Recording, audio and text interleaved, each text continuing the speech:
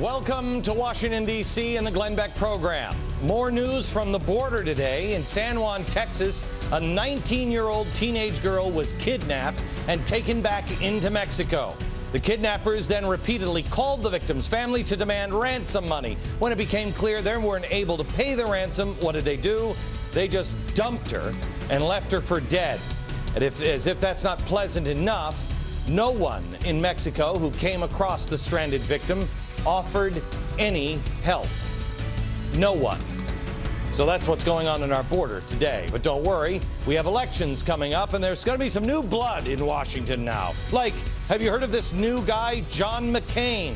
Yeah, unlike the last John McCain, this one has promised to build the dang fence. And he's tough on amnesty. In fact, he's not for amnesty. No, that's the old John McCain. The new John McCain is now for regularizing illegal immigrants, which is totally different somehow, I'm pretty sure. I'm not.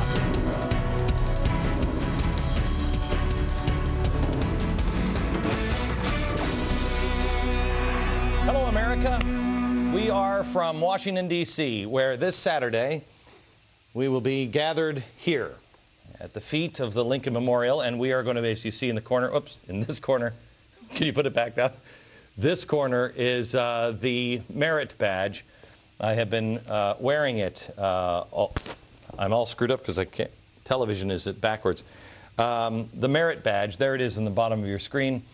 It is George Washington's original Purple Heart, but it was just given for merit, for doing something of honor, and we didn't even know about it until 1933 when FDR found three. There were only three of them in existence. Join me for the rest of this story and so much more, a renewal of America Saturday at the Lincoln Memorial. All right. Now, last week, a poll from Time magazine showed that 24% of Americans believe that President Obama is a Muslim. A Pew poll found the same result. 18% have the belief that he's a Muslim. The numbers in both polls have gone up since Obama's election. Now, that doesn't make sense because as you learn more and more about the President of the United States, those numbers should be going down. Why are they going up?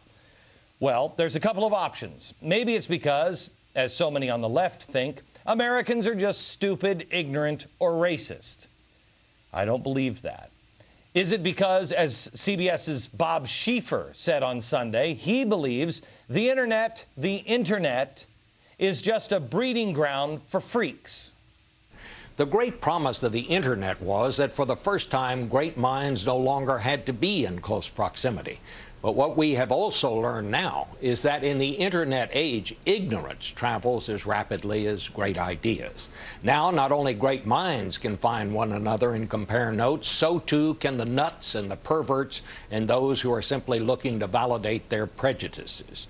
So despite a mountain of evidence to the contrary, a new poll tells us a growing number of Americans, most of them on the right, believe Barack Obama is a Muslim. No doubt due in part to the fact that stories to that effect have gone viral on the internet. Okay, so it's the internet that is doing that. Gee, maybe we should have the government control the internet. Could it be something else, Bob? Could it be?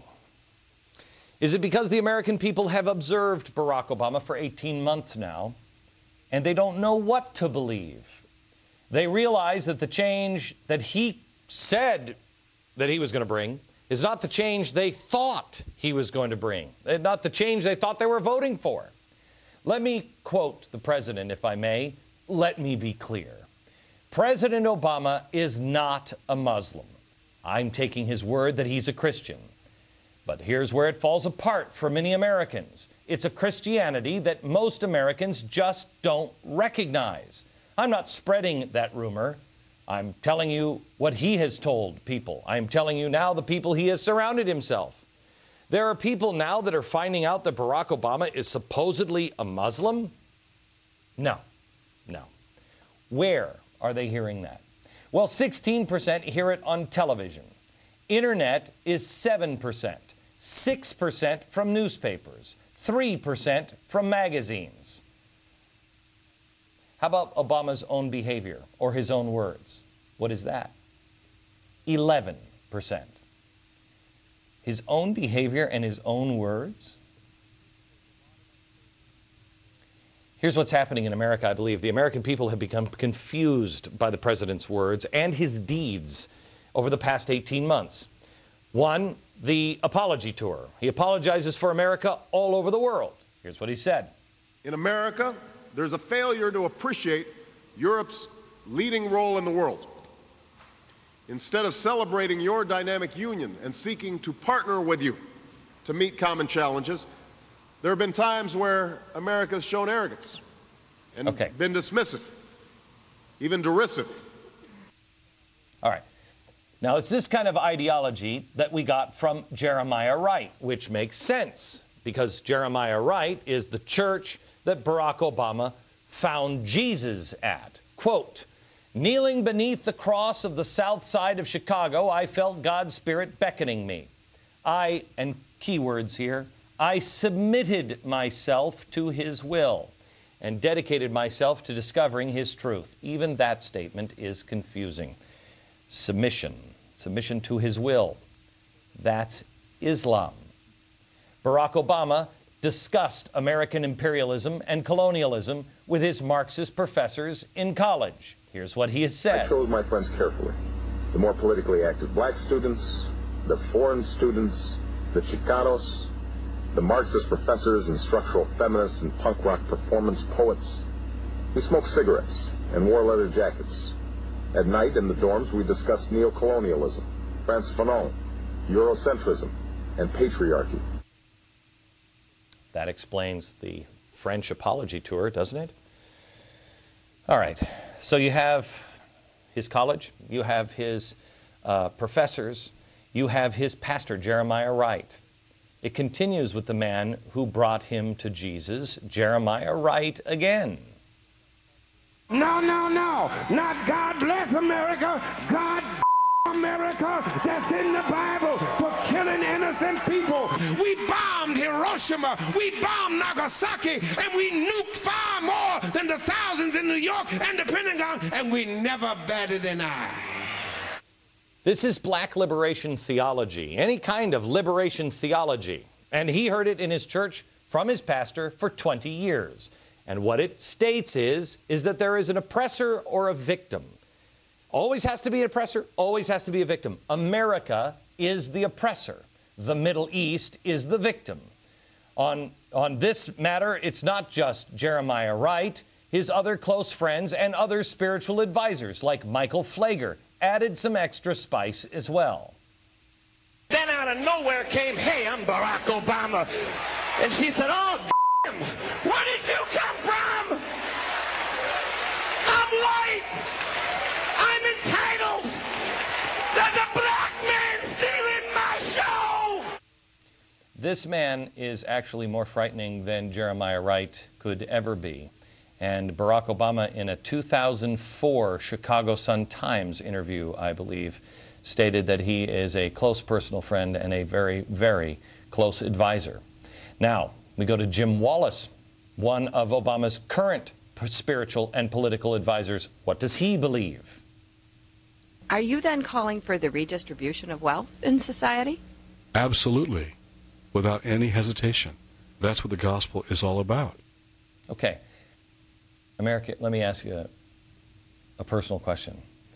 If you found Jesus and you didn't believe anything, and you found Jesus through Jeremiah Wright and sat there for 20 years, and your close personal friend and spiritual advisor was Richard Flager, and now your current spiritual advisor is Reverend Jim Wallace, do you think your friends might be confused because that's not what they hear in their church? When you're getting Christianity from that trio, after growing up in a family environment, no fault of his own, where your father is a Muslim, an atheist, your mother at least is not practicing any religion, your stepfather is a non-practicing Muslim, your grandparents who frequented something called the Little Red Church, I don't even know. I mean, is there any wonder why so many Americans are confused by him? They don't recognize him as a Christian. No, That's why polls show that there are more people, the same poll, more people who don't know what religion he is than there are people who believe he's a Christian. 44% of independents, 41% of Democrats, 46% of black voters don't have any idea what religion he is. And it's only going to get worse because of comments that come to light now, like this. Whose Christianity would we teach in the schools? Would it be James Dobson's or Al Sharpton's? Which passages of Scripture should guide our public policy? Should we go with Leviticus, which suggests slavery is okay, and that eating shellfish is an abomination? Or we could go with Deuteronomy, which suggests stoning your child if he strays from the faith. I want to make this very, very clear. In America, religion is a personal decision. That's between you and God. People don't agree with my faith. I don't agree with other people's faith. That's okay. Is it leading you to be a better person? That's for President Obama to decide. However, if it starts to affect the public policy, well, then we do have to examine and question. The last comments, are comments that the vast majority of Christians can't relate to. Couple that with what he said in an interview on faith in 2004. He said, quote, "So I draw from the Christian faith. On the other hand, I was born in Hawaii, where there's obviously a lot of Eastern influences. I lived in Indonesia, the largest Muslim country in the world. Between the ages of 6 and 10, my father was from Kenya, and though he was probably most accurately labeled an agnostic, his father was Muslim. I'd probably have to say, intellectually, I've drawn as much from Judaism as any other faith." Well, okay. And now we're confused why people are confused what he is? Where did he come from? We have Christian, Eastern religion influences, Kenyan agnosticism, Judaism, and Islam.